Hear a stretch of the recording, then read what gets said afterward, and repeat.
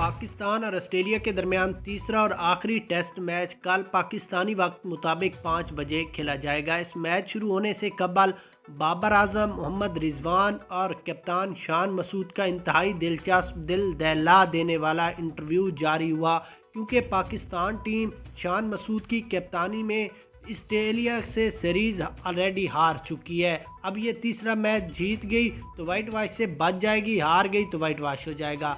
लेकिन इंतहाई दिलचस्प बाबर आजम ने इंटरव्यू में रुला दी है। आपको पहले बाबर आजम का इंटरव्यू, उसके बाद मोहम्मद रिजवान, फिर शान मसूद और आखिर पर पाकिस्तान टीम में जो तब्दीलियाँ की गई हैं वो आपके साथ शेयर करते हैं। उससे पहले आपने इस वीडियो को लाइक करना है, चैनल को ज़रूर सब्सक्राइब करना है और बेल आइकन को ऑल पर क्लिक कर देना है। उसके बाद अगर यहाँ पर हम सबसे पहले पाकिस्तान टीम की प्लेइंग 11 की बात करें तो पहले नंबर पर आते हैं सैम अयूब, दूसरे नंबर पर अब्दुल्ला शफीक, शान मसूद कप्तान, बाबर आजम, सऊद शकील, मोहम्मद रिजवान, सुलेमान अली, आगा, साजिद खान, हसन अली, मीर हमज़ा और आमिर जमाल। ये है प्लेइंग 11। उसके बाद बाबर आजम का इंटरव्यू में कहना था कि पाकिस्तान क्रिकेट बोर्ड की शौक़ थी कि बाबर आजम कप्तानी से हट जाए। मैं हट गया हूँ, अब सीरीज़ जीत कर दिखाए। सीरीज़ क्या, कोई एक मैच जीत कर मुझे दिखाए, फिर मैं मानता हूँ कि शान मसूद की कप्तानी अच्छी है।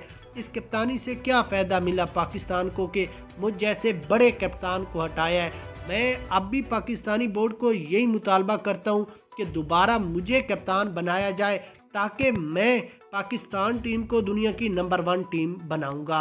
उसके बाद मोहम्मद रिजवान का कहना था कि अगर बाबर आजम को कप्तानी से हटाने का इनको इतना ही शौक़ था तो फिर मुझे कप्तान बनाना चाहिए था। अगर यहाँ पर मैं कप्तान होता तो मैं कभी भी ये 2 मैच ना हारता, तीसरा मैच भी पाकिस्तान हार जाएगा। अगर मैं कप्तान होता तो हम तीनों मैच जीत कर वापस आते।